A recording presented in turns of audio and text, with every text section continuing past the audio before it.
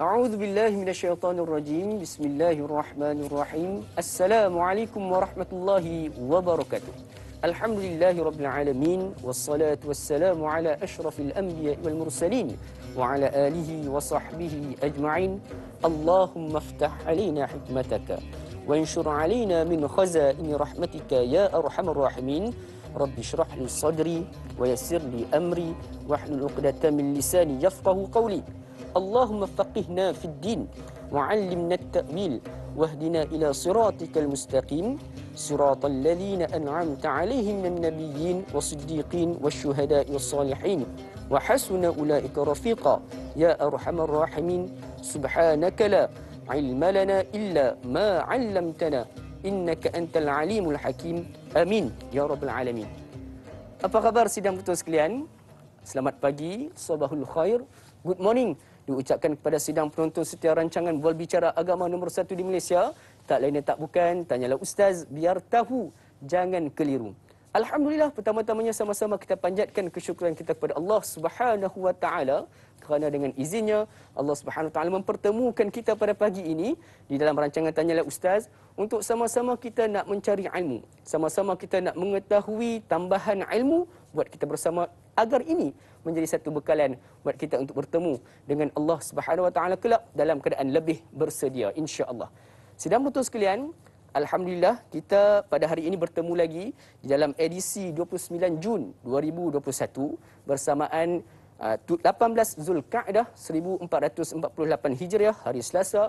Mudah-mudahan Allah Subhanahu Wa Taala sentiasa mengekalkan kita dalam keselamatan, memberikan perlindungan kita terutamanya daripada terkena jangkitan COVID-19 di Malaysia, dan mudah-mudahan Allah Subhanahu Wa Taala mempermudahkan segala urusan kita pada hari ini. Jadi sedang betul sekalian, seperti biasa, sebelum mana kita ingin mengetahui apakah perbincangan kita pada hari ini, jom sama-sama kita alihkan sejenak pandangan kita di layar skrin televisyen anda untuk sama-sama kita mengetahui kes terkini penularan COVID-19 di Malaysia. Sehingga semalam 28 Jun 2021, sebanyak 5,218 kes baharu telah pun dicatatkan yang menjadikan jumlah kes aktif dan keboleh jangkitan di Malaysia adalah sebanyak 61,812 kes.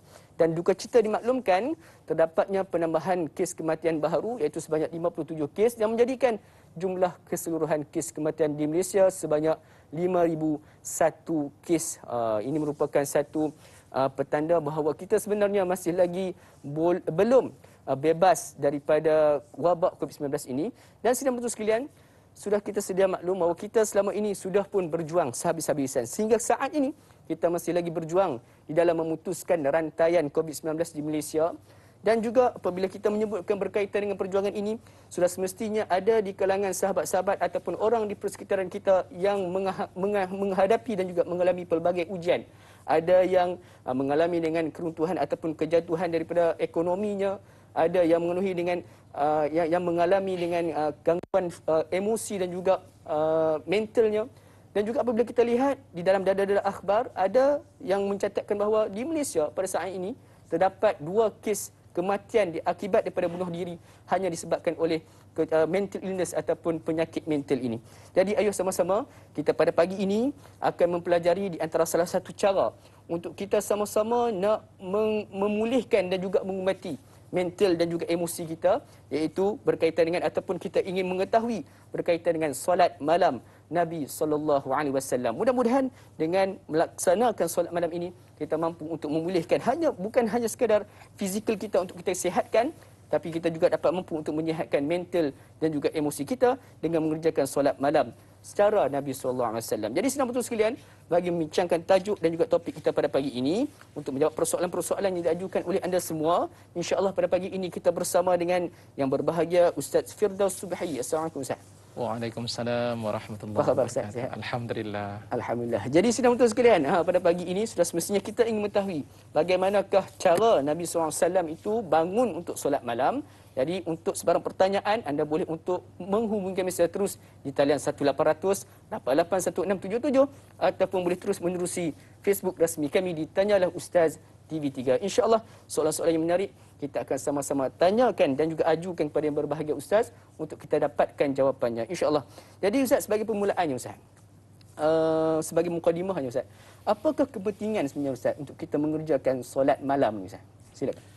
Assalamualaikum warahmatullahi wabarakatuh.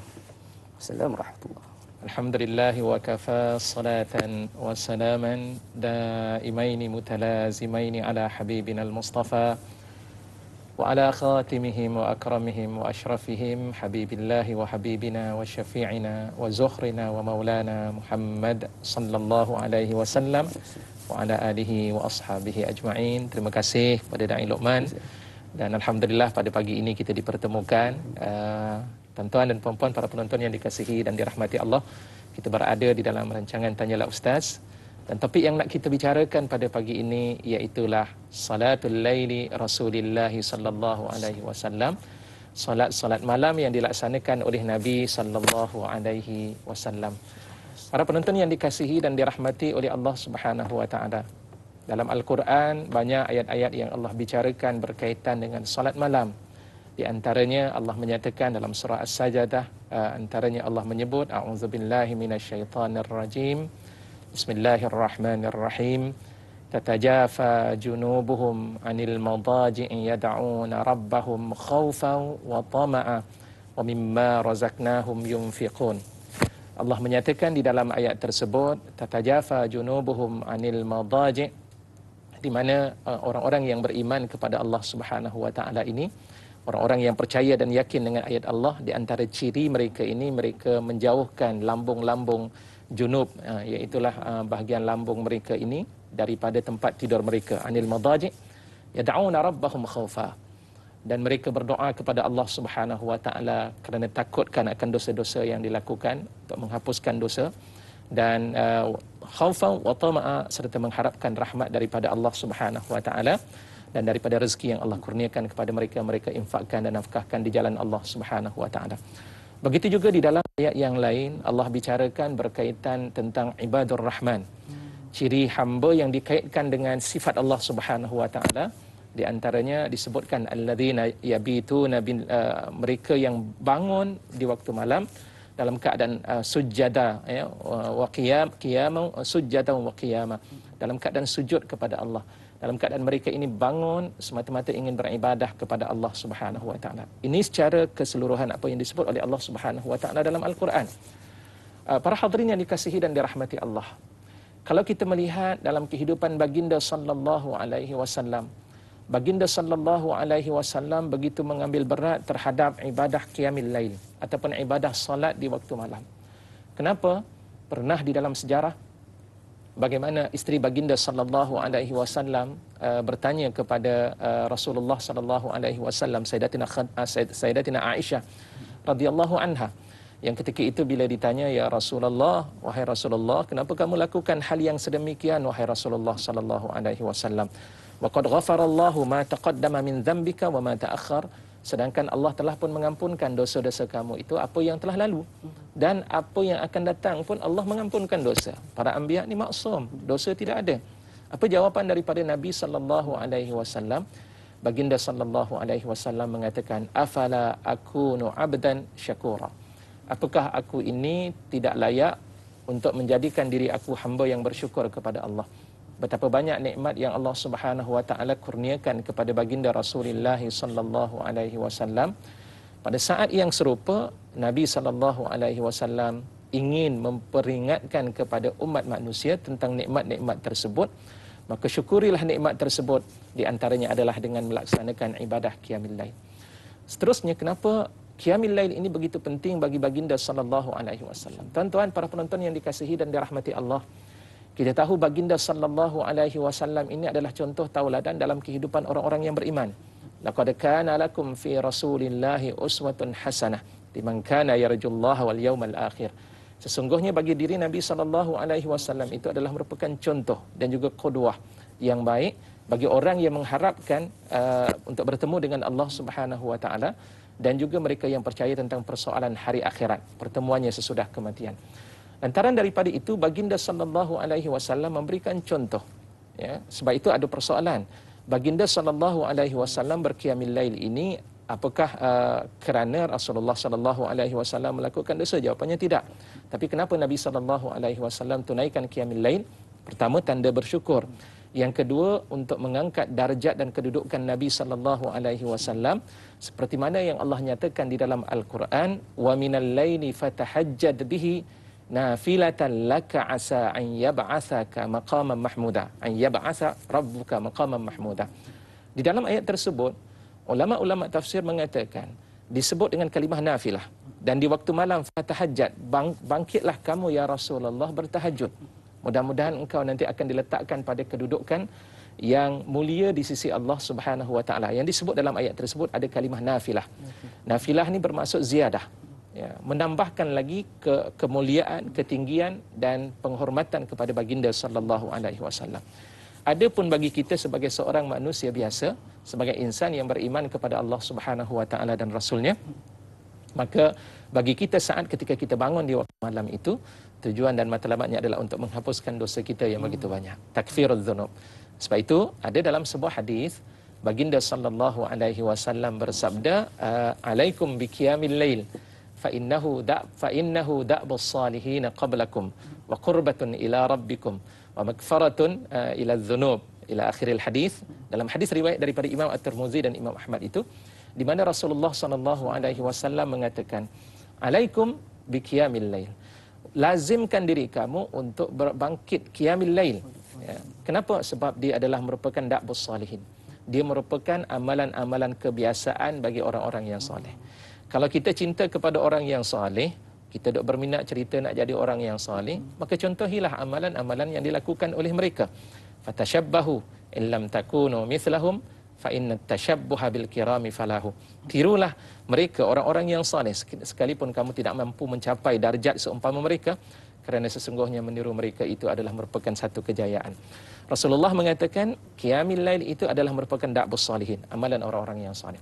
Yang kedua, qurbatun ila rabbikum. Rupa-rupanya kaedah dan cara kita nak menjadi VIP kepada Allah Subhanahu wa taala selain daripada solat-solat fardu, sesudah daripada itu adalah merupakan ibadah solat malam di waktu malam ataupun disebut dengan nama qiyamul lail. Kenapa? Itu kaedah untuk kita mendekatkan diri kita kepada Allah Subhanahu wa taala. Kemudian disebut dengan manhatun lidzunub, manhatun lil ism. Dia bertujuan adalah untuk mencegah kita daripada dosa.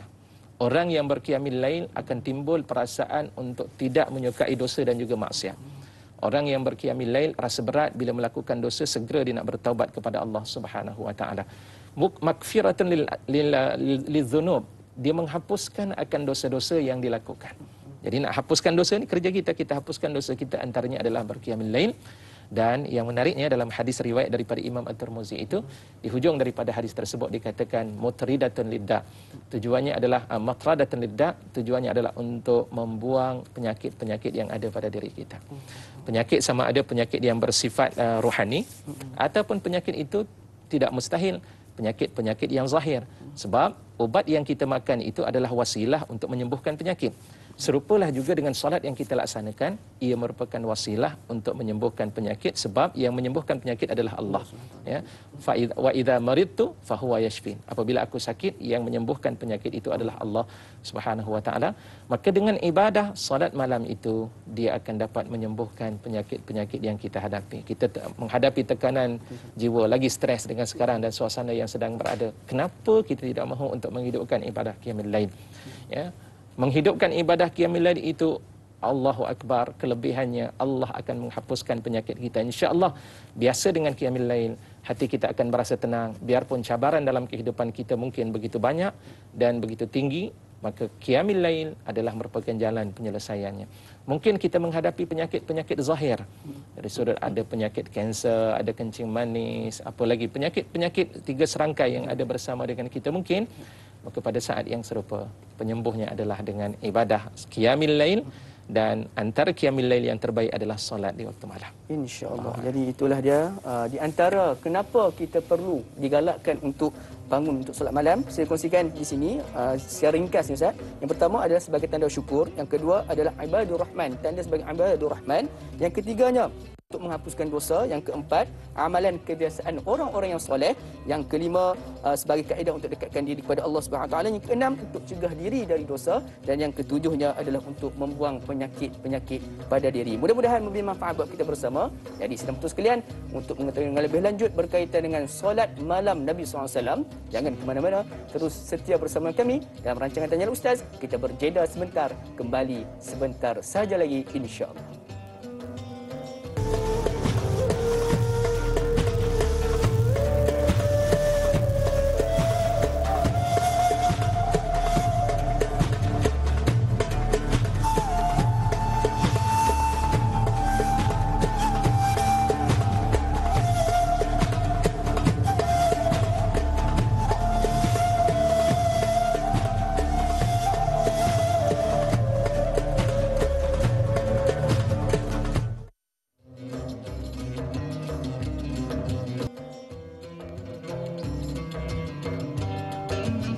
Sudah betul sekalian, kembali kita bertemu dan secara langsung rancangan Tanya Ustaz Biar Tahu Jangan Keliru pada pagi ini membicarakan topik berkaitan dengan solat malam Nabi sallallahu alaihi wasallam.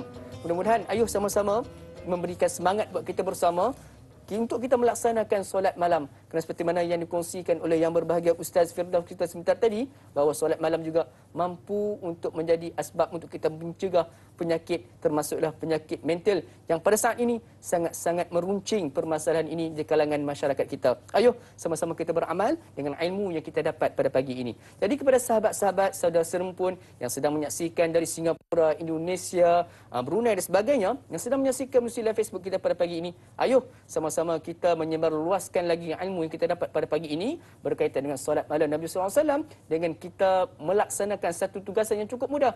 Hanya dengan kita menekan butang kongsi, sudah pun kita melaksanakan tugas kita untuk menyebar luaskan dakwah dan juga ilmu kita pada pagi ini, insya-Allah. Jadi sebelum itu sekalian, kita nak teruskan lagi perbincangan kita pada pagi ini berkaitan dengan solat malam Nabi SAW. Ustaz, kita nak raikan persoalan daripada penanya kita di Facebook pada pagi ini daripada Puan Sahziatul Siddiq.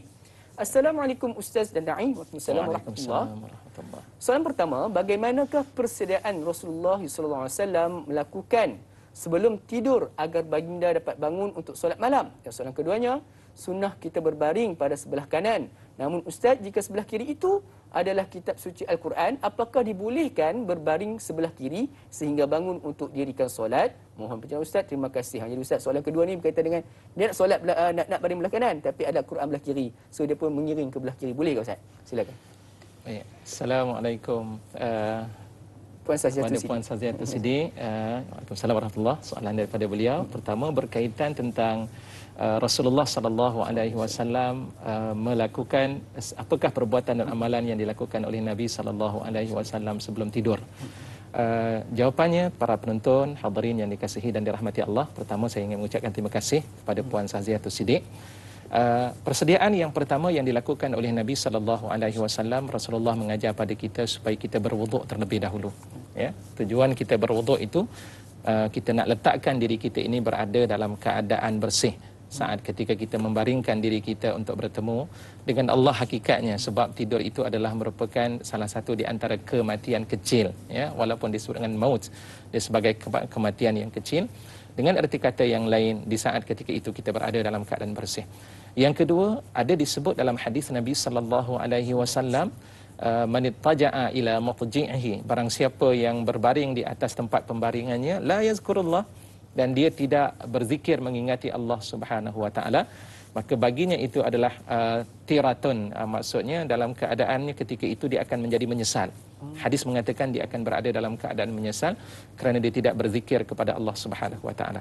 Sebab itu kalau kita melihat dalam amalan Nabi sallallahu alaihi wasallam, antara zikir yang dilakukan oleh Nabi sallallahu alaihi wasallam sebelum membaringkan diri baginda sallallahu alaihi wasallam itu, antaranya baginda sallallahu alaihi wasallam membaca surah Al-Ikhlas dan kemudian membaca Al-Mu'awwidzat, iaitu Qul a'udzu birabbil falaq dan Qul a'udzu birabbin nas, diletakkan sesudah dibaca dan dihembus pada kedua telapak tangan baginda sallallahu alaihi wasallam.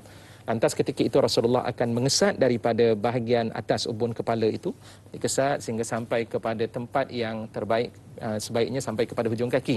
Tapi ala kulli hal, walau bagaimanapun mengikut kepada kemampuan kita untuk menyampaikan kedua telapak tangan daripada hasil bacaan yang dibaca. Itu yang dilakukan oleh Nabi sallallahu alaihi wasallam. Kemudian antara lain juga baginda sallallahu alaihi wasallam mengajar pada kita berdoa semasa sebelum kita tidur. Antaranya pernah dibaca oleh Nabi sallallahu alaihi wasallam, dan ini disebutkan di dalam kitab Al-Azkar, catatan daripada Al-Imam An-Nawawi rahimahullah.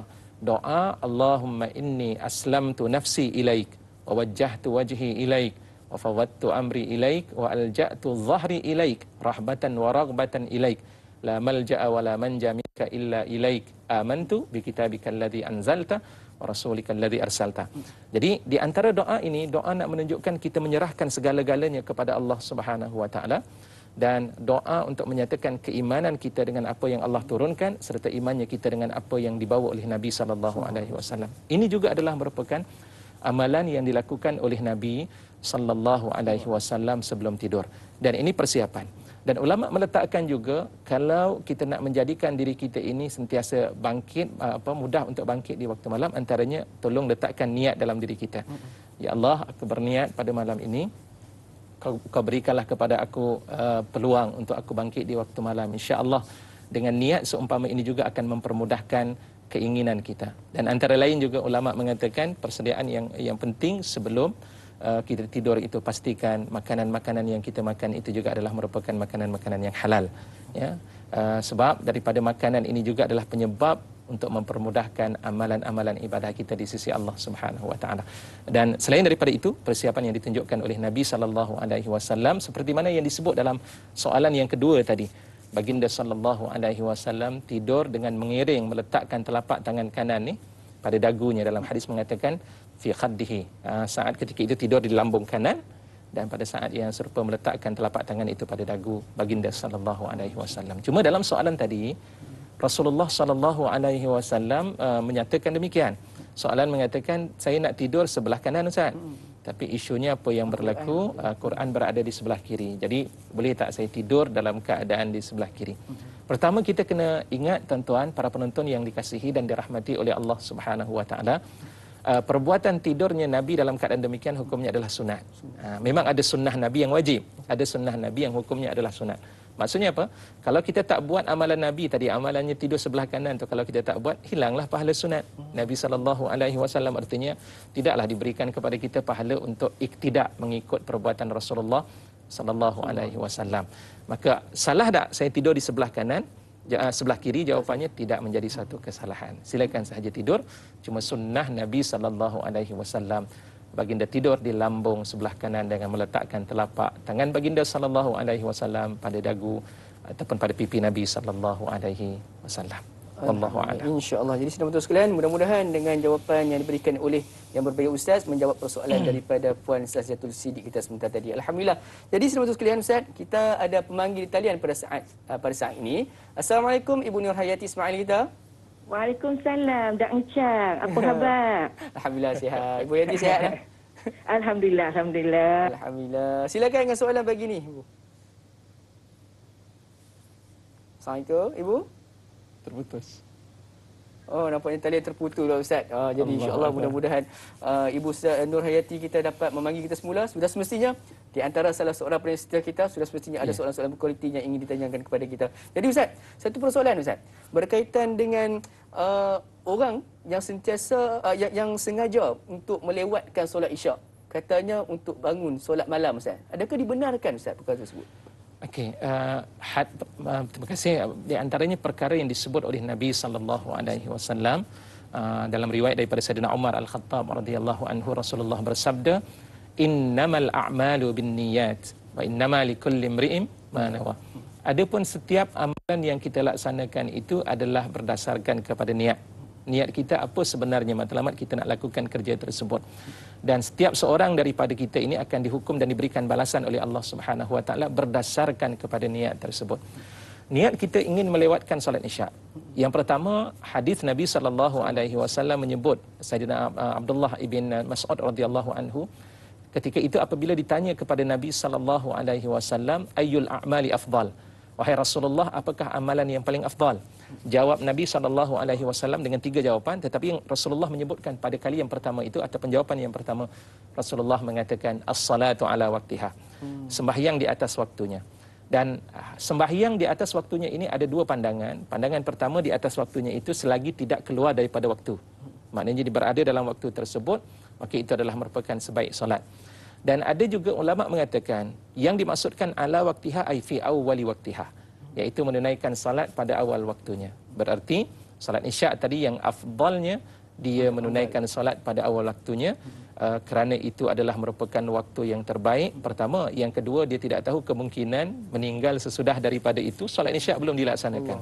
Ditakdirkan oleh Allah Subhanahu wa taala. Ya, walaupun dia masih lagi berada dalam waktu tersebut, tapi dia masih lagi bertanggungjawab, kewajipan tadi tidak dilaksanakan. Cuma itu diikat dengan niat dia lewatkan tadi sebab apa? Nak tengok bola dulu ke, nak mempermudahkan tengok bola. Tadi alhamdulillah soalannya kerana nak mempermudahkan ibadah qiyamul lail. Ya. Jadi apakah salah ataupun tidak? Jawapannya tidak salah, masih lagi dalam lingkungan dibenarkan, tapi dengan syarat salat isyak jangan sampai ditinggalkan ketika itu. Jadi maknanya dia buat tadi nak kata begitu, tapi pastikan salat isyak dapat dilaksanakan. Kalau sekiranya memang salat isyak tak boleh nak laksanakan, Ustaz, memang saya kalau bangkit itu subuh lah jawapannya. Subuh lah jawapannya. Maka salat isyak itu perlu dilaksanakan sebab takut amalan salat isyak tadi tidak dapat dilaksanakan walaupun dia ada niat tersebut, kerana kebiasaan dia bangkitnya memang lewat waktu subuh dilaksanakan. Dan saya ingin menarik perhatian kepada para penonton yang dikasihi dan dirahmati oleh Allah Subhanahu wa taala. Ibadah qiyamul lail dari sudut pahalanya itu diperolehi dengan solat jamaah fardhu isyak. Subhanallah. Ada dalam hadis Nabi sallallahu alaihi wasallam, "Man shallal isya' bi jama'atin." Barang siapa yang menunaikan salat isyak secara berjamaah, ya, kanat lahu, baginya itu adalah seumpama dia menunaikan ibadah separuh daripada qiyamul lail. Dan barang siapa yang menunaikan salat fardu subuh secara berjamaah, baginya itu pahala dia menghidupkan lail kullaha, ya, satu seluruh malam tersebut dia dapat menghidupkan malam tersebut. Justru daripada itu, laksanakan salat isyak awal itu lebih terbaik dan laksanakan secara berjamaah. Dan begitu juga jika memang tak berkemampuan, subuh ada penyelesaiannya. Salat subuh berjamaah itu umpama kita menghidupkan malam keseluruhannya. Wallahu a'lam. Jadi itulah dia jawapannya, iaitu sebaik-baiknya adalah solat isyak secara berjemaah di awal waktunya, Ustaz. InsyaAllah. Jadi sebab apa, Ustaz? Sekarang ni pula musim-musim bola ni, demam bola ni, ada mereka orang yang sengaja tu, dia kata apa, tak apa tengok bola, sebelum tu nak solat isyak dan juga nak buat qiyamul lail. Jadi takut takut terlajak sampai ke subuh, lebih baik kita awalkan solat kita, insya-Allah. Jadi mudah-mudahan menjawab persoalan tersebut. Jadi Ustaz, kita nerai daripada pemanggil setia kita juga yang seterusnya, iaitu Tuan Omar kita. Assalamualaikum Tuan Haji Omar. Waalaikumsalam warahmatullahi wabarakatuh. Dai Luqman dan juga Ustaz Muhammad Firdaus Subuhi. Ya, saya Omar Abdul Majid dari Felda Cini Timur 3 Pekan Pahang. Assalamualaikum Ustaz dan Dai. Waalaikumsalam warahmatullahi wabarakatuh. Apa khabar Tuan Haji Omar? Lama tak dengar suara ni. Alhamdulillah saya sihat, Dai, dan juga Ustaz sihat, ya. Ustaz dan Dai sihat, ya. Silakan Tuan Haji Omar, soalan begini, insya-Allah. Soalan saya begini, Ustaz, ya. Seperti Ustaz sebut tadi, qiyamul lail ataupun solat malam ini. Solat malam ini semua orang dah faham dah, Ustaz. Jadi satu persoalannya, kadang-kadang bila kita sebut qiyamul lail ataupun solat malam ini, mereka menganggap ini, oh itu sunat, ya Ustaz. Dia kata sunat, dia bila dah sunat, dia kadang-kadang dia buat, kalau ada dia rajin dia buat lah, kalau dia malas dia tak buat. Jadi dia kata kalau tak buat pun tak mengapa, kalau buat pun dapat pahala, tak buat tinggal pun tak berdosa. Jadi apabila soalan begini, apa pandangan sebegini rupa ni, Ustaz, bila dianggap sebagai sunat dan tak apa kata, dia kata dia ambil perkara remeh je. Jadi dia kadang-kadang buat, kadang-kadang tidak. Kadang-kadang sebulan sekali buat, dan terus kadang-kadang setahun terus tak ada buat langsung. Kerana sunat tu tadi. Jadi saya tanya sunat. Soalan saya, Ustaz, apakah qiyamul lail ini dianggap sunat yang dikatakan sebagai sunat muakkad ke, ataupun sunat bagaimana? Nanti sunat pun dia ada kategori-kategori dia juga, Ustaz. Jadi itu soalan saya. Yang kedua saya nak tanya, Ustaz, pelaksanaan qiyamul lail ini. Contohlah, kalau saya lah, contohnya selalu saya buat, bukan kata nak bangga tidak, Ustaz. Ini nak cerita sikit, nak tanya dengan Ustaz pagi ni. Kadang-kadang saya buat selepas solat isyak tu 2, lepas tu nak tidurkan buat 2 lagi, lepas tu bangunkan dalam pukul 3, pukul 4 buat lagi, dan sebelum subuh kan buat lagi 2. Jadi apakah cara begitu boleh dibolehkan ke atau bagaimana? Dan berapa sebenarnya apa rakaat yang dikatakan qiyamul lail ini? Itu soalan saya, Ustaz dan Dai. Terima kasih banyak Ustaz dan Dai. Sama-sama. Assalamualaikum. Assalamualaikum. Terima kasih Tuan Haji Omar. Dua soalan yang cukup menarik untuk sama-sama kita teliti dan juga kita sama kita dapatkan jawapannya. Namun sebelum itu sidang penonton sekalian, Ustaz, kita nak berhenti berehat sebentar. Jadi jangan ke mana-mana sidang penonton sekalian. Kembali sebentar saja lagi dalam rancangan Tanyalah Ustaz. Doa buat Malaysia kembali sebentar saja lagi, insya-Allah.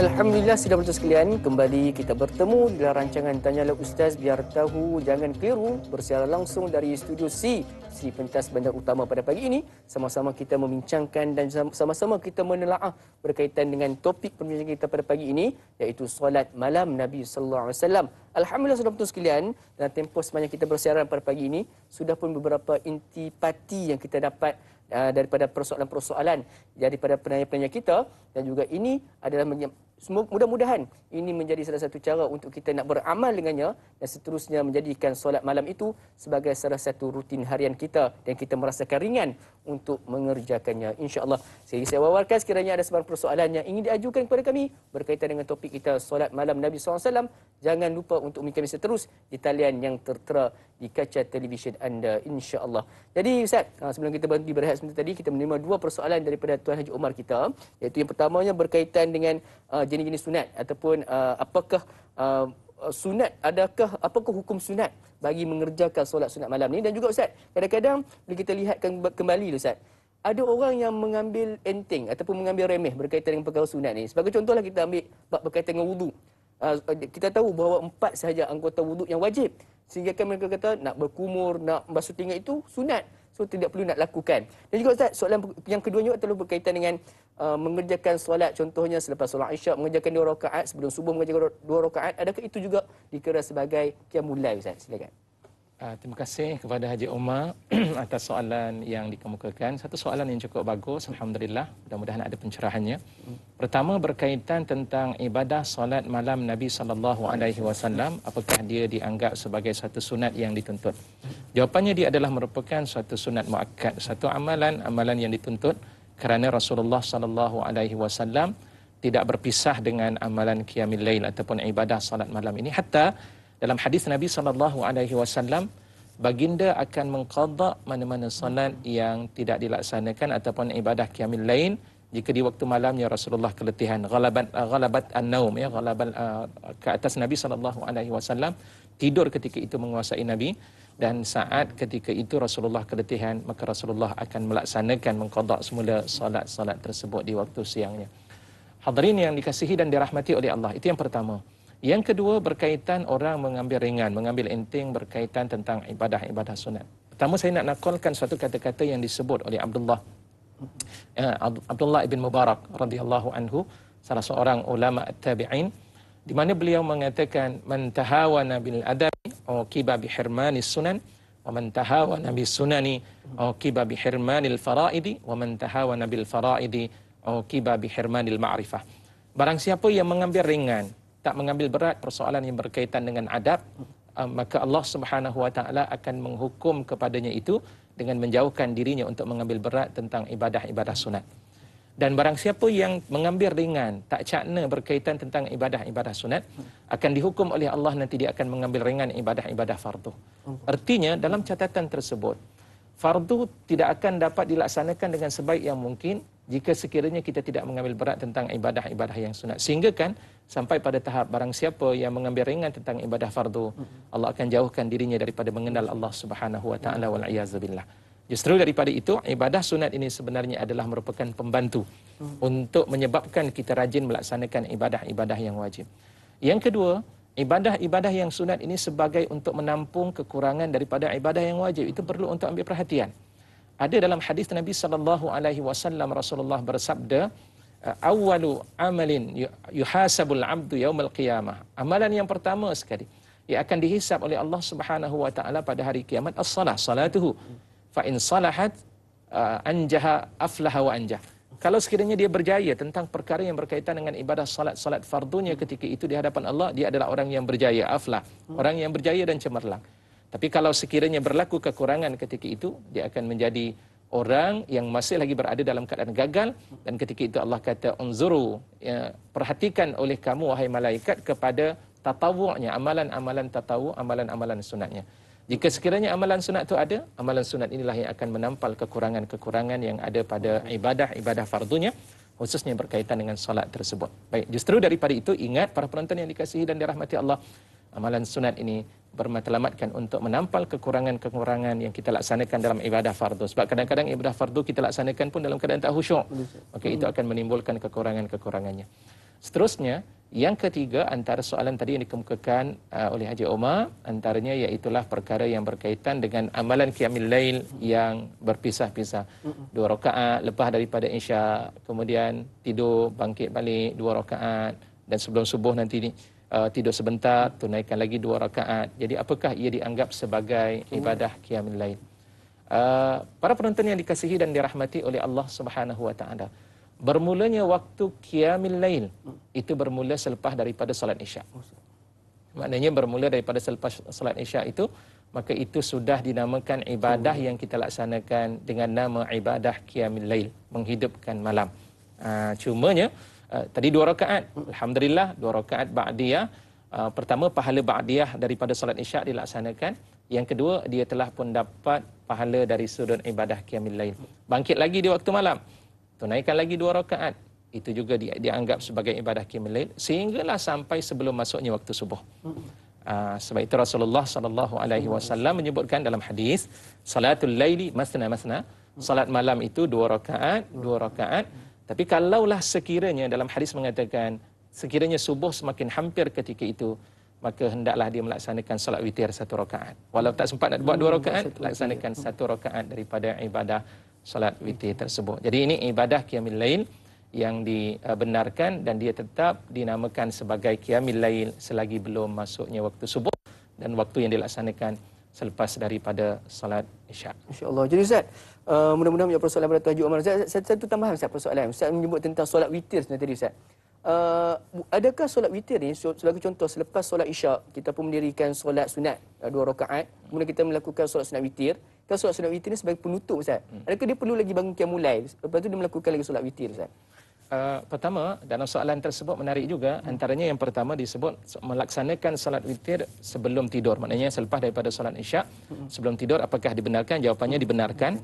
Dan amalan ini dilakukan oleh Abu Hurairah radhiyallahu anhu kerana Rasulullah sallallahu alaihi wasallam telah memberikan pesanan kepada Sayyidina Abu Hurairah radhiyallahu anhu, "Ausini khalili, sahabatku ya Rasulullah, Rasulullah telah memberikan pesanan pada aku untuk melaksanakan 3 perkara. Yang pertama iaitulah menjaga puasa 3 hari dalam sebulan yang dinamakan dengan nama puasa Yaumul Bayad, hari-hari putih. Dan kemudian yang kedua, solat sunat duha. Dan yang ketiga, sebelum tidur diminta oleh Rasulullah untuk aku melaksanakan solat witir.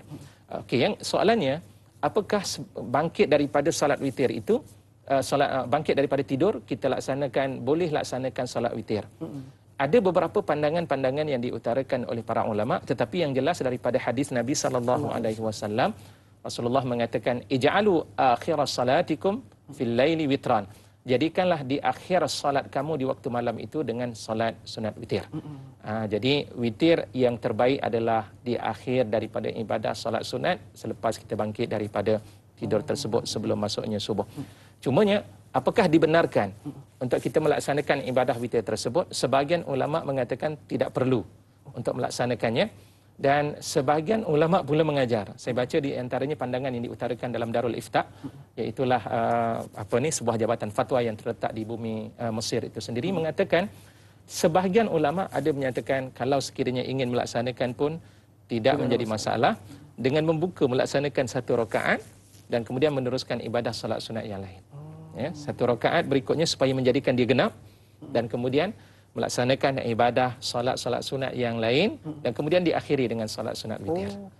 Sebahagian ulama mengatakan demikian, dan memang pandangan itu juga ada diutarakan oleh para ulama. Cumanya jika kita melihat daripada hadis Nabi SAW, solat sunat witir afdalnya dilaksanakan di akhir daripada solat kita. Dan cuma tadi saya nak tambah sedikit tentang persoalan di antara mana yang afdal, witir sebelum tidur ataupun witir di akhir daripada solat tersebut. Ulama meletakkan pada diri kita berdasarkan kepada apa yang berlaku dalam kehidupan kita. Kalau sekiranya memang kita ni payah, jenis manusia yang payah untuk berqiyamul lail, untuk bangkit di waktu malam, maka solat witir itu afdal untuk kita laksanakan sebelum tidur. Ditakuti nanti kita bangun tiba-tiba dah subuh. Tetapi kalau kita adalah merupakan orang yang biasa bangun malam, maka afdalnya adalah dengan kita melaksanakan sebelum masuknya waktu subuh, dijadikan solat yang terakhir. Wallahu a'lam. InsyaAllah. Jadi itu adalah jawapan yang tuntas, Ustaz. Dan saya juga mendapat satu info baru, Ustaz, berkaitan dengan fatwa pada Mesir tu, Ustaz. Berkaitan dengan sekarang kita dah melaksanakan solat witir sebelum tidur, di mana nak bangun untuk solat malam, kita kerjakan satu rakaat lebih dahulu witir untuk menggenapkan kita sebelum kita tidur tadi itu. Alhamdulillah, mudah-mudahan memberikan pencerahan buat kita semua. Jadi sedang betul sekalian, banyak lagi kita akan bincangkan berkaitan dengan solat malam Nabi SAW ni. Jadi kalau nak tahu, jangan ke mana-mana, teruskan kekal setia bersama kami dalam rancangan Tanya Ustaz kali sebentar sahaja lagi.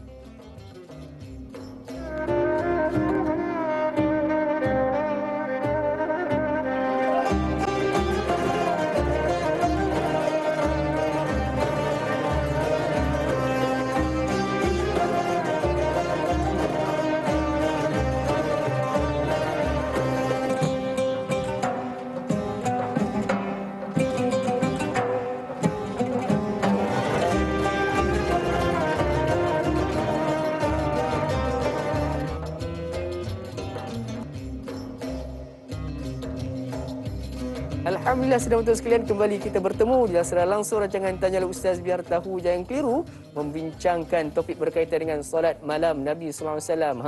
Sebab tu mana kita berhenti sebentar tadi, banyak perbincangan saya dengan Ibu Ustaz berkaitan dengan solat malam ni. Jadi jom sama-sama kita naraikan persoalan berikutnya daripada sahabat kita, daripada Puan Anna Karnina. Assalamualaikum Ustaz Da'i. Waalaikumsalam warahmatullahi. Soalan saya, Ustaz, adakah setiap malam Rasulullah SAW melakukan solat sunat taubat? Mohon penjelasan Ustaz. Terima kasih Ustaz Da'i. # biar tahu jangan keliru. Ustaz, kita sudah pun masuki tentang apakah di antara jenis-jenis solat sunat yang kita digalakkan untuk laksanakan, Ustaz. Silakan. Baik, terima kasih pada Puan Anna Karina tentang persoalan apakah amalan-amalan solat yang dilaksanakan oleh Nabi, apakah Rasulullah melaksanakan ibadah solat sunat taubah di waktu malam. Para penonton yang dikasihi dan dirahmati oleh Allah Subhanahu wa taala. Pertama, telah pun saya nyatakan tadi dalam hadis Nabi SAW, Rasulullah bersabda, salatul laili masna masna. Salat waktu malam itu adalah 2 rakaat salam, 2 rakaat salam. Tidak disebutkan jenis amalan dan juga nama-nama solat yang dilaksanakan oleh Nabi SAW. Cumanya sebahagian ulama mengatakan dengan berdasarkan hadis tersebut dan berdasarkan kepada hadis witir, maka ulama mengatakan solat yang dilaksanakan di waktu malam, yang pertama namanya salatul syafa'i, dan yang kedua namanya adalah salatul witri. Salatul syafa'i ini bermaksud solat yang dilaksanakan dengan bilangan yang genap. Syafa'u itu bermaksud genap lah. Jadi kalimah salatul syafa'i ini solat yang genap. Solat genap ni solat apa? Solat apa pun yang kita nak laksanakan. Solat sunat tahajud, solat sunat witir, solat sunat witir 2 rakaat terlebih dahulu sebelum diakhiri berikutnya, ataupun solat sunat taubah, hatta termasuk dengan solat sunat tasbih yang dilaksanakan sebanyak 4 rakaat, yang terbaiknya adalah 2 rakaat salam dan diikuti dengan 2 rakaat berikutnya dengan memberikan salam. Rasulullah SAW sebagai riwayat yang disebutkan oleh para ulama dengan berdasarkan kepada hadis, baginda SAW melaksanakan ibadah solat sunat witir 13 rakaat. 13 rakaat. Maknanya daripada rakaat yang pertama sampailah kepada rakaat yang ke-13, Rasulullah tunaikan 2 rakaat, berikan salam. 2 rakaat, berikan salam, dan di akhir sekali baginda SAW melaksanakan 1 rakaat, memberikan salam sebagai tanda selesainya ibadah Rasulullah SAW di waktu malam. Namun begitu, ada beberapa riwayat-riwayat yang lain. Ada kalanya Rasulullah melaksanakan di waktu malamnya dengan 3 rakaat salat sunat witir, adalah sekali salam. Ada kalanya Rasulullah melaksanakan 5 rakaat salat sunat witir, sekali salam. Ada kalanya Rasulullah melaksanakan 7 rakaat salat sunat witir sekali salam. Itu juga dilakukan oleh baginda Rasulullah sallallahu alaihi wasallam. Justru daripada itu tidak ada nama-nama yang khusus yang dilaksanakan oleh Nabi sallallahu alaihi wasallam. Tapi apakah Nabi sallallahu alaihi wasallam melaksanakan solat sunat taubah? Maka itu tidak mustahil. Baginda sallallahu alaihi wasallam pernah menyatakan dalam sebuah hadis baginda sallallahu alaihi wasallam, antaranya Rasulullah menyatakan, "Ma min 'abdin yatatahharu fayuhsinu wudu'ahu fayuhsinu at-tahur, thumma yusalli rak'ataini, thumma yatubu ila Allah min dhanbin illa ghafarallahu lah." Mana-mana daripada kalangan hamba Allah yang mereka itu menyucikan diri, mengambil wuduk, kemudian dia memperelokkan wuduknya itu, dan kemudian dia menunaikan salat sebanyak 2 rakaat, lantas pada salat tersebut dia bertaubat kepada Allah Subhanahu wa taala, maka Allah akan mengampunkan dosa-dosa yang dilakukan. Dengan erti kata yang lain, hadis ini dijadikan dalil solat sunat taubah, dan itu tidak mustahil dilaksanakan walaupun namanya mungkin dengan nama solat sunat witir, tapi apabila ada unsur-unsur bertaubat kepada Allah Subhanahu wa taala, tetap ia dianggap sebagai ibadah solat sunat taubah. Dan satu lagi tadi saya nak tambah, sebenarnya bila sebut tentang persoalan tahajud ini, ada orang yang kadang-kadang dia tidak dapat nak membezakan solat tahajud dengan solat-solat yang lain. Solat tahajud ini, para penonton yang dikasihi dan dirahmati oleh Allah Subhanahu wa taala, dilaksanakan selepas daripada kita tidur. Isyak, kemudian tidur, bangkit tu, kita laksanakan salat sunat taubah, namanya pun tahajud hakikatnya. Kita laksanakan salat-salat sunat yang lain, salat sunat hajat, semua namanya tahajud. Dia ibadah yang dilaksanakan 2 rakaat itu setelah kita bangkit daripada tidur. Itulah yang dinamakan dengan nama istilah tahajud. Hatta kita tunaikan dengan nama salat sunat tahajud, itu pun tidak menjadi masalah. Walaupun kita tak niatkan solat sunat tahajud, kita mengerjakan solat-solat sunat lain selepas bangun tidur, itu dikira sebagai tahajud, Ustaz? Sebagai tahajud. Allahu akbar. Dan sebab itu dalam Al-Quran Allah mengatakan wa minal laili fatahajjat. Jadi di waktu malam hendaklah bertahajud. Jadi apakah tahajud itu yang dimaksudkan itu solat sunat tahajud? Tidak. Ulama mengatakan dia adalah merupakan ibadah solat sunat mutlak. Apapun solat-solat sunat yang kita laksanakan itu sudah dinamakan dengan nama tahajud. Yang penting ibadah solat tersebut berlaku sesudah daripada waktu tidurnya kita. Kita tidur dan kita bangkit, itu barulah namanya solat sunat tahajud yang kita laksanakan. Insya-Allah. Hakikatnya begitu. Cuma kalau kita nak laksanakan solat sunat tahajud tadi atas nama tahajud tersebut, boleh sahaja kita laksanakan. Yang penting niat solat sunat tahajud itu berlaku apabila kita bangkit daripada tidur. Bangkit daripada tidur barulah dinamakan sebagai tahajud. Insya-Allah. Jadi mudah-mudahan punya persoalan tersebut, yang pastinya perlu tidur terlebih dahulu pada waktu malam, Ustaz. Bukan pada waktu siang. Kalau bangun tidur waktu siang, bangun tetap tak dikira sebagai solat sunat tahajud. Insya-Allah. Jadi saudara sekalian, mudah-mudahan menjawab persoalan pada Puan Anna Karnina kita sebentar tadi. Kita nak beralih dengan persoalan berikutnya daripada Puan Masrifah Nur Jama'in. Assalamualaikum. Waalaikumsalam warahmatullahi. Sebelum solat subuh, Nabi baring seketika. Apakah kebaikan pada kesihatan tubuh badan Nabi baring seketika dengan mengiring ke sebelah kanan? Dan soalan keduanya, apakah surah yang Nabi SAW biasa baca ketika solat sunat fajar dan solat fardu subuh? Mohon penjawab Ustaz. Terima kasih. #biar tahu jangan keliru. Jadi Ustaz, tambah sikit Ustaz. Apa beza solat sunat sebelum subuh dengan solat sunat fajar, Ustaz? Silakan. Terima kasih atas soalan yang dikemukakan. Pertama daripada Puan Masrifah, Masrifah Nur. Terima kasih soalan yang dikemukakan.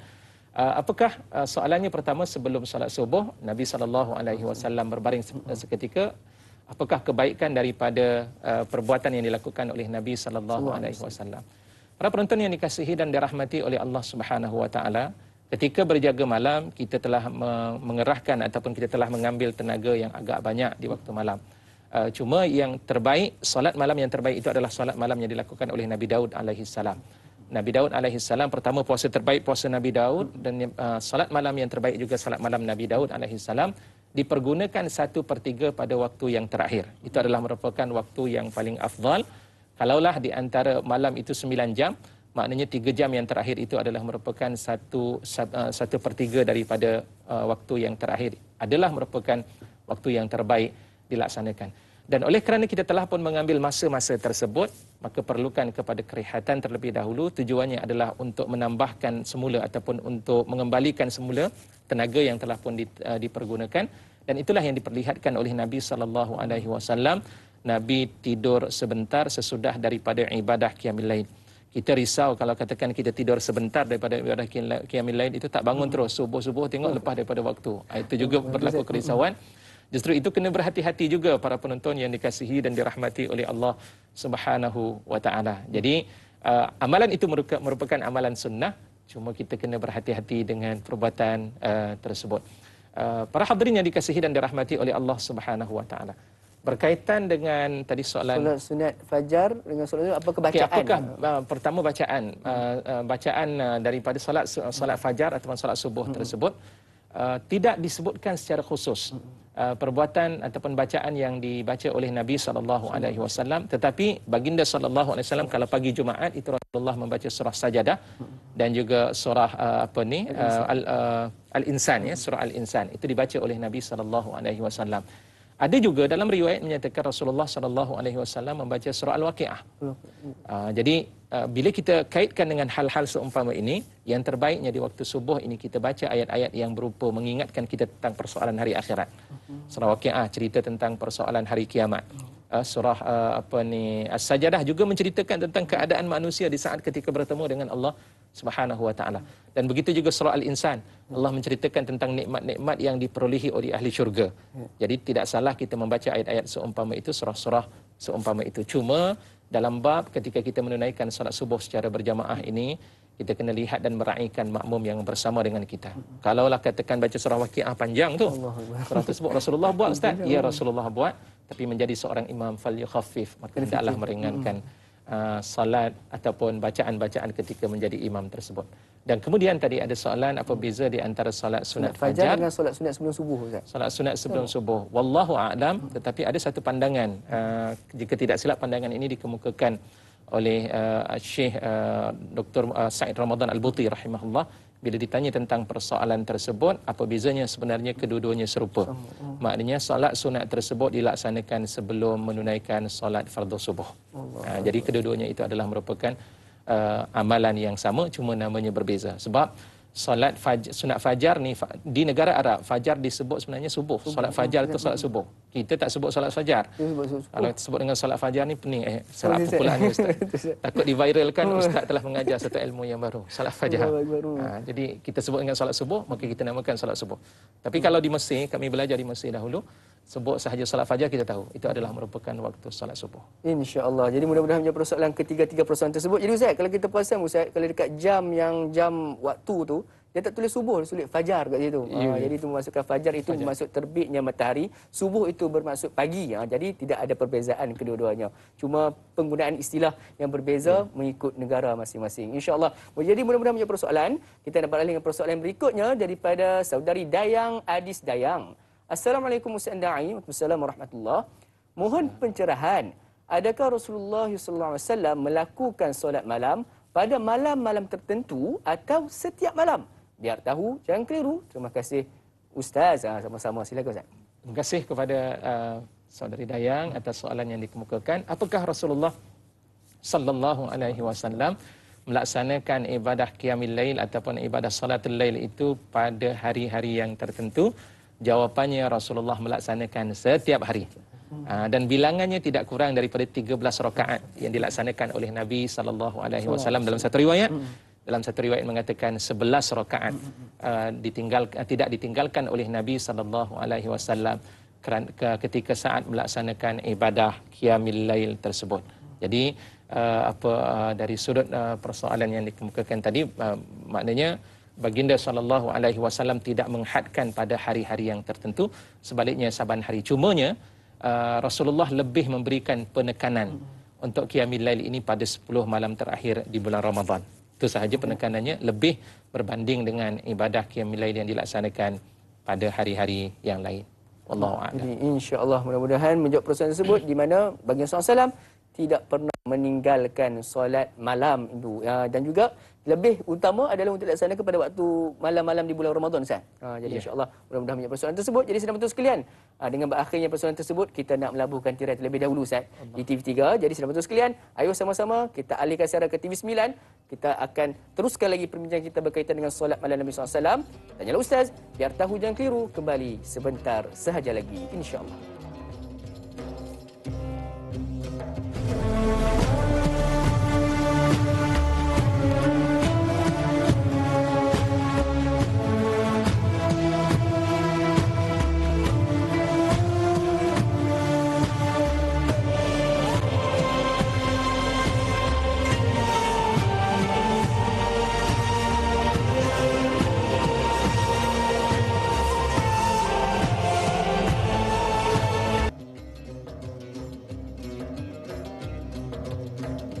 Alhamdulillah, sedang berjumpa sekalian, kembali kita bertemu dalam secara langsung rancangan Tanyalah Ustaz, biar tahu jangan keliru, menerusi siaran di TV9 dekat di hati. Alhamdulillah, masih lagi kita membincangkan topik berkaitan dengan solat malam Nabi SAW.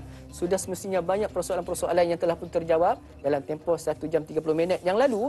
Jadi kita masih lagi berbaki dengan 30 minit ni. Kita nak raikan lagi pelbagai soalan daripada sahabat-sahabat kita yang cukup-cukup menarik berkaitan dengan solat malam. Bagaimana kita nak dapat hidupkan malam kita dengan solat-solat gaya Rasulullah SAW, menerusi hadis dan juga dalil-dalil yang sahih ini, insya-Allah. Jadi saudara sekalian, sekiranya ada sebarang persoalan yang ingin diajukan kepada kami seperti biasa, boleh untuk hubungi kami seterus di talian yang tertera di kaca televisyen anda. Jadi saudara sekalian, Ustaz, kita nak raikan persoalan berikutnya daripada saudara Muhammad Faizal bin Ahmad.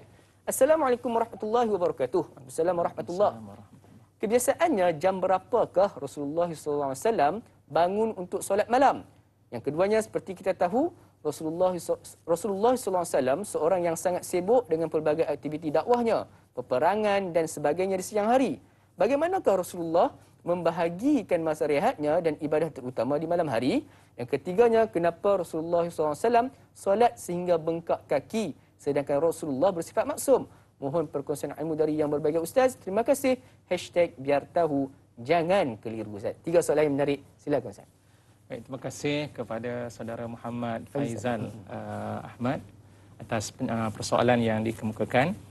Pertamanya berkaitan tentang salat Nabi SAW pada waktu bila. Rasulullah SAW melaksanakan ibadah solat yang terbaiknya adalah sepertiga daripada malam yang terakhir. Kerana sepertiga malam yang terakhir itu adalah merupakan waktu di mana Allah Subhanahu wa taala menurunkan rahmat dan kasih sayang Allah Subhanahu wa taala.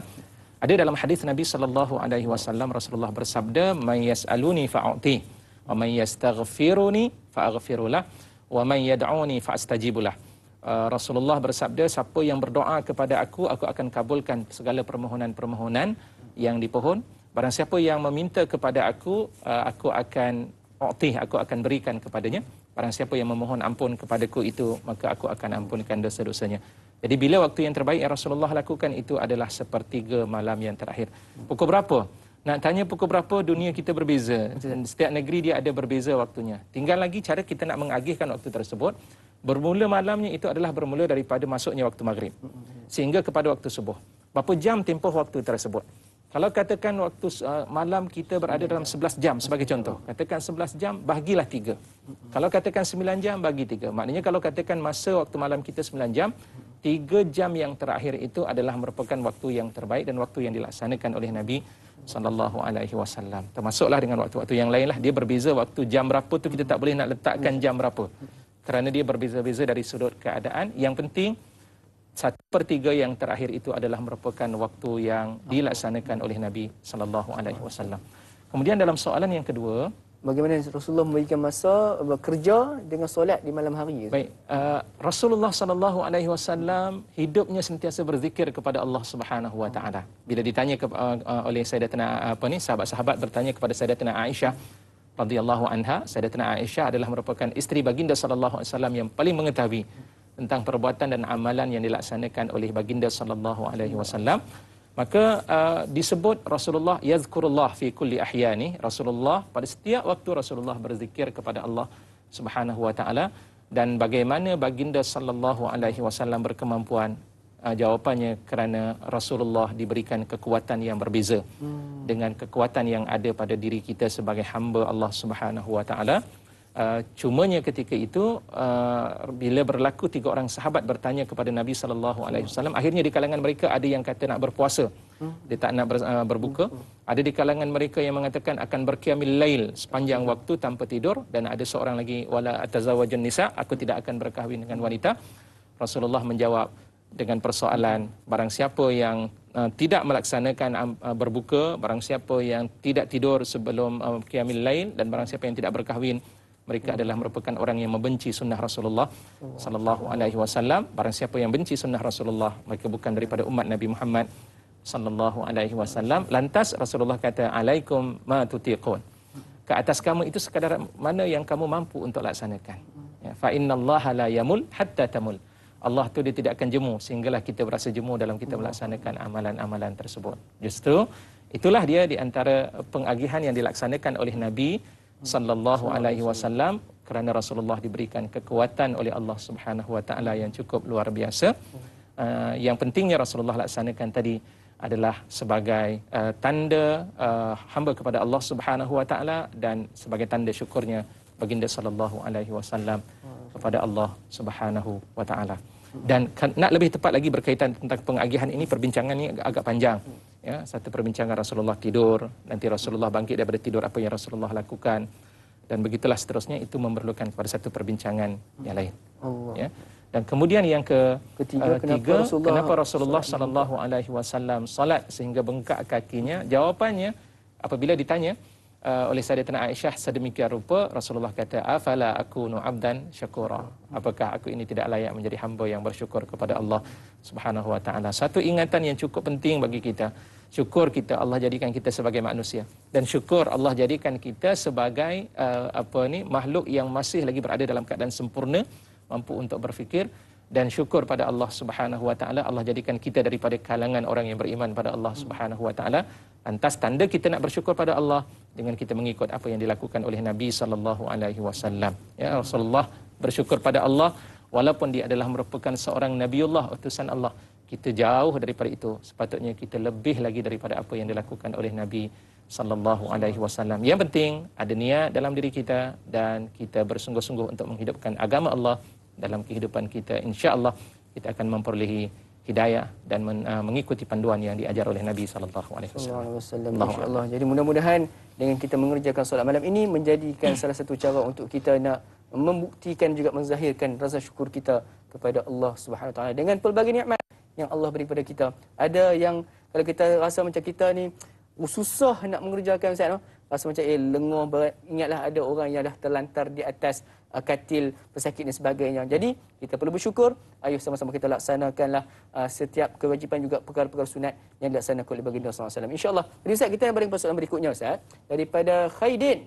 Assalamualaikum Tuan Ustaz, Da'i, kru penerbitan dan para sahabat penuntut setia. Assalamualaikum warahmatullahi. Soalan pertama, apakah surah-surah yang sering kali dibaca oleh baginda sallallahu alaihi wasallam semasa lakukan solat-solat tersebut? Dan yang keduanya, mengapa baginda sallallahu alaihi wasallam sering kali membacakan surah-surah tersebut?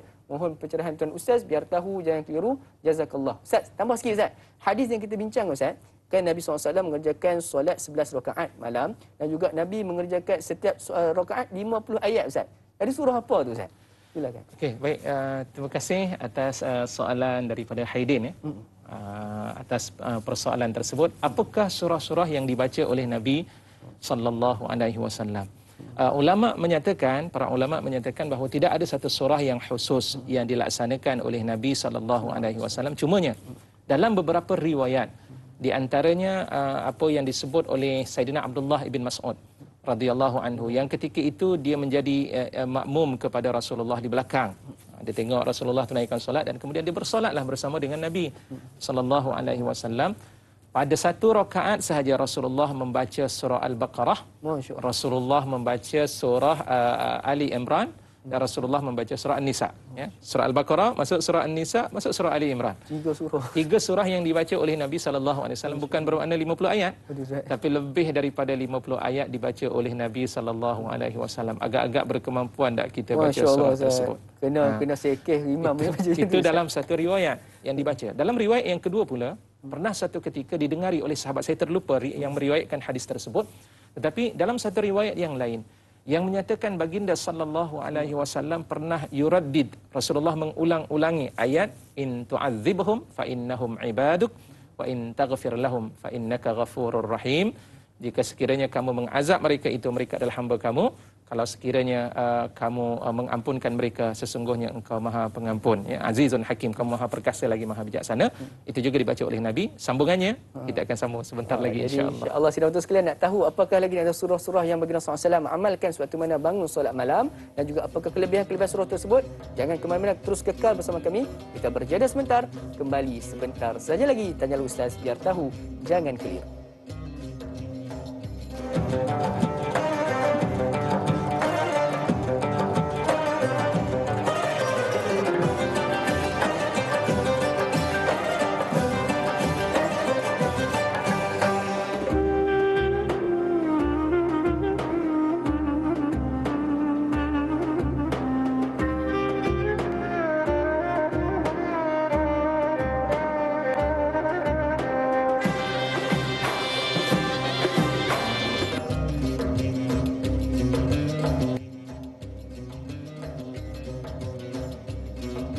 Alhamdulillah, sedang betul sekalian, kembali kita bertemu di rancangan Tanyalah Ustaz Biar Tahu Jangan Tiru pada pagi ini untuk sama-sama kita mengambil ilmu, mengambil cakna berkaitan dengan pengetahuan Islam kita. Dan pada hari ini kita mengupas tajuk berkaitan dengan solat malam Nabi SAW. Dan Alhamdulillah kita pun sudah mengetahui apakah bentuk-bentuk solat sunat, apakah jenis-jenis solat sunat, berapakah bilangan solat sunat yang diamalkan oleh Nabi SAW. Dan sudah semestinya banyak lagi yang kita nak tahu berkaitan dengan tajuk ini. Jadi sedang betul sekalian, ada beberapa soalan yang ingin diajukan kepada kami. Seperti biasa, hubungi kami terus di talian yang tertera di kaca televisyen anda. Dan juga kita pada saat ini Ustaz, kita nak raikan pemanggil kita yang sebentar tadi kita terputus panggilannya, iaitu Ibu Nur Hayati Ismail kita. Assalamualaikum Ibu Nur Hayati. Waalaikumsalam Da'i, terputus tadi. Tak apa Ibu. Apa khabar Ibu? Alhamdulillah dapat tembusi semula. Alhamdulillah. Silakan Ibu. Dekat dengan Ustaz. Silakan. Assalamualaikum Ustaz. Waalaikumsalam warahmatullahi. Kak Ia ada dua soalan. Soalan pertama, apakah kaedah 11 rakaat yang dimaksudkan dalam riwayat hadis tersebut? Dan soalan kedua, apakah kaedah terbaik dalam kita meniru sunnah-sunnah Rasulullah dalam ibadah solat malam ni? Itu saja soalan Kak Ia Ustaz. Terima kasih. Sama-sama. Assalamualaikum. Assalamualaikum warahmatullahi wabarakatuh. Dua soalan. Seperti saya kata Ustaz, soalan berkualiti pada Kak Ayat kita. Rugi kalau kita tak ambil. Iaitu yang pertama sekali berkaitan dengan hadis tersebut Ustaz. Bagaimana cara Nabi melaksanakan 11 rakaat itu? Adakah terus 11 rakaat ataupun ada perbezaan ataupun penceraian kepada rakaat-rakaat tersebut Ustaz? Terima kasih kepada Kak Iyad atas soalan yang berkualiti daripada soalan perbincangan kita pada pagi ini. Bagaimana cara dan kaedah Rasulullah SAW melaksanakan 11 rakaat tersebut? Di dalam beberapa riwayat yang disebutkan, pertama riwayat yang saya menyatakan tadi, Rasulullah menyebut salatul laili masna masna. Solat di waktu malam adalah 2 rakaat. Artinya baginda SAW melaksanakan 2 rakaat berikan salam, 2 rakaat berikan salam sehinggalah sampai kepada 10 rakaat, dan yang terakhir 1 rakaat Rasulullah tunaikan dalam keadaan ganjil, iaitu solat sunat witir tersebut. Itu dalam kaedah yang pertama. Ada riwayat yang kedua pula menyebutkan baginda SAW melaksanakan secara keseluruhan. Terus tanpa salah. Artinya tanpa henti daripada rakaat yang pertama sampai ada satu riwayat 3 rakaat, ada riwayat 5 rakaat, 7 rakaat, 9 rakaat dan juga 11 rakaat. Itu juga dilaksanakan oleh Nabi SAW dalam keadaan demikian. Jadi terpulang kepada kita nak laksanakan, cuma Rasulullah kata laksanakan 2 rakaat. Dan sebab apa kita laksanakan dalam kadar 2 rakaat? Rasulullah juga nak mengetahui bahawa umat Nabi Muhammad SAW dalam bab beribadah ni dia tak boleh nak laksanakan dalam kadar yang begitu lama. Jadi kalau katakan dilaksanakan dalam keadaan 11 rakaat tersebut, macam-macam perkara boleh berlaku, maka diajar pada kita boleh laksanakan dengan 2 rakaat. Ataupun nak laksanakan 4 rakaat, berikan salam, itu juga tidak menjadi masalah. Dan itulah kaifiat yang ditunjukkan oleh Nabi SAW. Kemudian soalan kedua itu berkaitan dengan bagaimana kaedah kita nak istiqamah dengan amalan sunat, terutama solat sunat malam ni Ustaz. Okey, bagaimana cara dan kaedah untuk kita menjadikan istiqamah dalam kita melaksanakan ibadah qiyamul lail? Pertama, nak menjadikan dia istiqamah seperti mana yang saya nyatakan tadi, niat itu penting. Dan saya terlupa tadi ada satu amalan yang berlaku kepada anak baginda SAW, iaitu Sayyidatina Fatimah Az-Zahra radhiyallahu anha, di mana Sayyidatina Fatimah ni hidupnya dalam keadaan berdakwah, hidupnya mengambil berat tanggungjawabnya terhadap anak dan keluarga ketika itu menyebabkan nak bangkit malam payah. Rasulullah SAW ajar supaya bertasbih, takbir dan juga tahmid pada Allah Subhanahu Wa Taala sebanyak 30 kali. Ya. Subhanallah, subhanallah, subhanallah, alhamdulillah, 33 kali dibaca begitu keadaannya sebelum dia tidur. Dan disebut oleh Nabi SAW, innahu khairul lakuma min khadimin, sesungguhnya bacaan tersebut itu lebih baik bagi kamu berdua. Sebab ketika itu ada Sayyidina Ali radhiyallahu anhu bersama. Lebih baik bagi kamu berdua daripada seorang hadam. Artinya kekuatan luar biasa Allah bagi apabila hidup kita sebelum kita tidur, kita berzikir dengan zikir tersebut. Zikir penting sebelum tidur, kerana zikir itu akan membantu untuk membangkitkan kita bangkit daripada tidur. Dan kemudian yang ketiga, dalam kita nak melaksanakan ibadah qiyamul lail, dan kita tahu bahawa ibadah qiyamul lail kita laksanakan dalam keadaan mengantuk. Tak ada orang yang bangun-bangun daripada tidur dicergas. Dia berwuduk terlebih dahulu dan mulakan dengan 2 rakaat khafifah. Maksudnya 2 rakaat yang ringan yang kita laksanakan. Bacalah bacaan-bacaan yang kita nak baca ketika kita melaksanakan. Dan dari sudut bacaan tadi saya nak tambah perbincangan kita, selain daripada Rasulullah membaca in tu'adzibhum fa innahum ibaduk itu, ayat itu Rasulullah ulang-ulang daripada mula Rasulullah menunaikan solat sampailah ketika Rasulullah memberikan salam yang terakhir pada solat sunat witir tersebut, diulang ayat tersebut. Ada riwayat mengatakan demikian, subhanallah. Dan ada riwayat juga menyatakan dalam solat sunat witir Rasulullah membaca surah Sabbih surah Al-A'la, kemudian Rasulullah membaca Qul ya ayyuhal kafirun, Rasulullah membaca surah Al-Ikhlas dan Al-Mu'awwidzat. Ini juga ada riwayat yang mana Rasulullah membaca ayat-ayat seumpama ini. Ala kulli hal, walau bagaimanapun, mulakan dengan ibadah solat yang ringkas dan barulah diikuti dengan ibadah-ibadah yang lain. Insya-Allah akan menjadi istiqamah dalam amalan-amalan kita. Dan juga yang penting, jangan tidur lewat. Dia kadang-kadang penyebab kita ni sebab tidur lewat. Rasulullah lepas isyak Rasulullah tidur. Dalam riwayat memang itu yang dilakukan oleh Nabi SAW. Kenapa tidur awal ketika itu? Tujuannya untuk mempermudahkan dan membantu bangkit di waktu malam. InsyaAllah. Jadi itu adalah di antara tips-tips untuk kita nak kekal istiqamah untuk sentiasa bangun untuk solat malam kita. InsyaAllah. Jadi mudah-mudahan menjawab persoalan pada rakyat kita. Dan Ustaz, kita balik persoalan berikutnya Ustaz daripada Mak Itun. Assalamualaikum Na'ina Ustaz. Waalaikumsalam warahmatullahi. Rasulullah SAW kebiasaannya berdiri lama ketika solat malam. Soalan saya, adakah kita juga digalakkan berdiri lama, iaitu membaca surah yang panjang berbanding banyak rakaat tetapi membaca surah pendek? Maksud saya, menjaga kualiti lebih ditekankan berbanding kuantiti solat. Mohon pandangan Ustaz. Terima kasih. # biar tahu, jangan keliru. Dari Mak Itun dari Semerah Pari Pokok Mangga, Melaka. Ustaz, silakan. Terima kasih kepada Mak Itun atas soalan tersebut. Ini satu perkara yang juga kadang-kadang kita keliru dalam kita melaksanakan ibadah solat. Solat sunat ini dia berbeza kaifiat cara kita nak melaksanakan ibadah solat tersebut. Solat sunat kita boleh laksanakan dalam keadaan duduk. Kalau tak mampu berdiri, maka boleh tunaikan dalam keadaan duduk. Tak mampu duduk, baring pun tak menjadi masalah. Tapi baring dia tidur terus. Jadi solat kita laksanakan dalam keadaan kadar yang duduk, ta'adduban beradab. Cuma dari sudut pahala orang yang melaksanakan solat dalam keadaan berdiri itu lebih banyak berbanding orang yang melaksanakan solat dalam keadaan duduk tanpa sebab. Para penonton yang dikasihi dan dirahmati oleh Allah Subhanahu wa taala, itu adalah merupakan kaifiat yang dilaksanakan oleh Nabi sallallahu alaihi wasallam. Yang penting adalah kualiti daripada ibadah yang kita laksanakan. Allah sebut dalam surah Al-Mulk, "Alladzi khalaqal mauta wal hayata liyabluwakum ayyukum ahsanu amala." Allah menjadikan mati dan juga kematian dan juga kehidupan itu kerana Allah nak menguji kita siapakah yang ahsan. Ahsan ini bermaksud yang terbaik. Lebih mudah begitulah. Ikhlasnya dari sudut betulnya amalan yang dilaksanakan, maka itu adalah sesuatu yang terbaik dilaksanakan. Solat sebanyak 10 rakaat berbanding dengan solat 2 rakaat. 2 rakaat lebih berkualiti berbanding dengan 10. Maka 2 rakaat itu adalah lebih baik bagi kita berbanding dengan 10 rakaat yang dilaksanakan. Bilangannya banyak tapi kualiti tidak ada. Maka Islam tidak meraihkan kualiti, Islam meraihkan Islam tidak meraihkan kuantiti, tapi Islam meraihkan kualiti yang dilaksanakan. Yang penting solat kita laksanakan dalam keadaan khusyuk. Rasulullah melaksanakan membaca tadi dalam mengulang ayat in tu'adzibhum fa innahum ibaduk, itu diulang-ulang oleh Nabi sallallahu alaihi wasallam. Itu ada dalam surah Ibrahim. Jadi kenapa diulang? Sebab Rasulullah mengingati umatnya yang sentiasa melakukan dosa di hadapan Allah Subhanahu wa taala. Rasulullah minta dan sayang kepada umatnya agar Allah mengampunkan umatnya itu. Wallahu a'lam. Insya-Allah, mudah-mudahan menjawab persoalan daripada Mak Itun kita. Jadi Ustaz, satu persoalan Ustaz berkaitan dengan ada orang yang ni sengaja memberat-beratkan Ustaz. Solat malam ni sebagai contoh dia kata apa? Tengok Nabi solat 11 rakaat. Kita ni orang biasa 2 dosa kena lebih ya. Bagaimana Ustaz pandangan Ustaz begitu? Baik, satu perkara yang sebenarnya bagus kalau nak memberikan galakkan pada kita ni, kita kena banyak lagi. Tapi isu yang kita nak laksanakan, ada tak kita berkemampuan? Allah sebut dalam Al-Quranul Karim, la yukallifullahu nafsan illa wus'aha. Allah tidak membebankan kepada kita ini melainkan kadar yang telah Allah berikan kepada kita. Yang penting jangan sampai kita meninggalkan akan amalan-amalan tersebut. Mampu untuk laksanakan 2 rakaat, maintain dengan 2 rakaat itu lebih baik. Ya, khairul a'mal adwamuha. Sebaik-baik amalan itu adalah amalan yang berterusan, wa in qalla, walaupun dia sedikit. Rasulullah nyatakan demikian.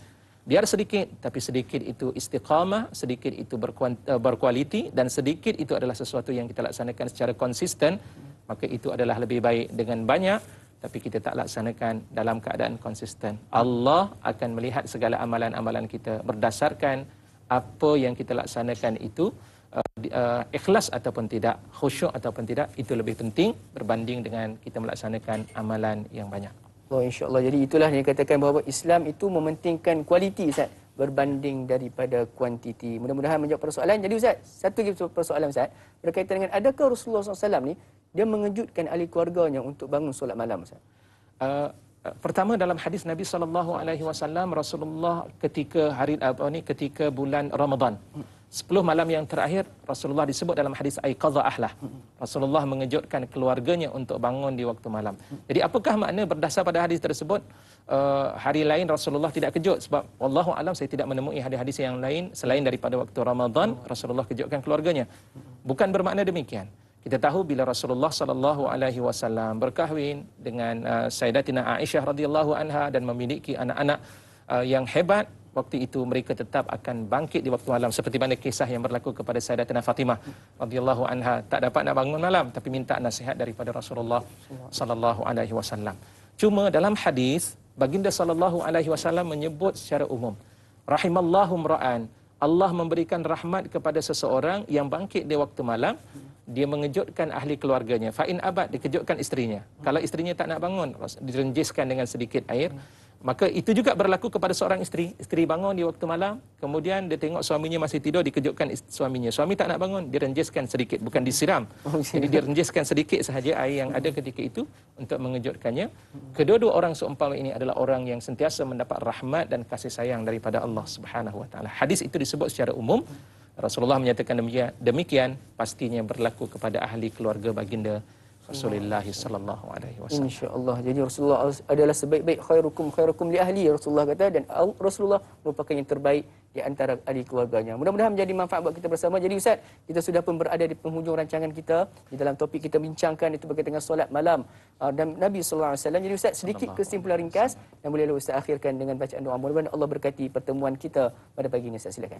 Secara kesimpulannya, para penonton yang dikasihi dan dirahmati oleh Allah Subhanahu wa taala, dengan musim yang berlaku, yang ujian yang begitu besar Allah berikan pada kita, maka tolong pergunakan masa-masa yang ada ini untuk kita mendekatkan diri kita kepada Allah Subhanahu wa taala. Waktu yang terbaik Allah berikan pada kita peluang untuk kita bangkit di waktu malam. Bangkitlah di waktu malam.